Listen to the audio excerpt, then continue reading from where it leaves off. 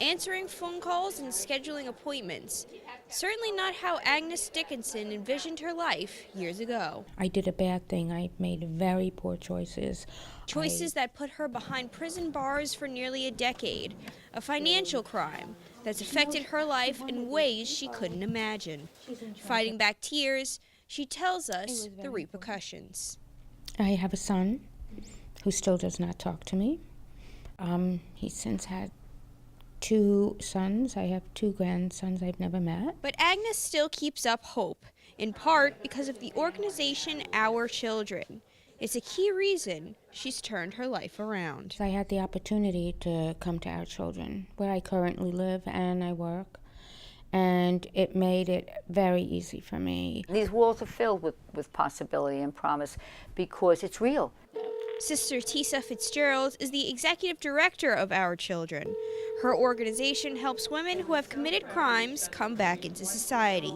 The Catholic nun believes everyone deserves a second shot. Oh, thousands and thousands of kids we've helped, yeah. Along her office walls, she shows the kids of Our Children, the very name recognizing the important hours when a child can visit their mother in prison. It's study after study, and now they're doing more of that, the importance of the mother-child connection.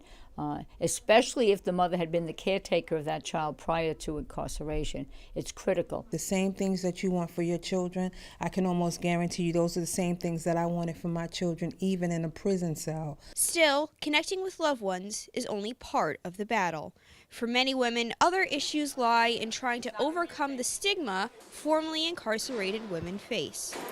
It was a little disheartening because we are the faces of women who have been incarcerated. I could be someone's mother, someone's aunt. They're human beings who made a mistake, and we all make mistakes, but they've paid for it, but society so often doesn't see that. It's why Sister Tisa, along with the women of Our Children, are happy Pope Francis is making a visit to other women like them during his trip to Chile. Jesus would be proud of the Pope and saying, you go, you're doing exactly what I said to do. You're doing exactly what I did in terms of working and walking with the wounded and the sinner. For the Our Children women, seeing the Holy Father face to face would be a source of enormous encouragement. For myself, it was a spiritual awareness when I was in there. So the Pope coming, it would be like as if like God was sending a representative. That would have uplifted me for the rest of this day. I think that means so much to many of these women. Because if you are forgiven by someone else, let's just say it's the Pope who forgives you, then you're going to feel that you can forgive yourself as well. In Long Island City, Katie Engesser, Currents News.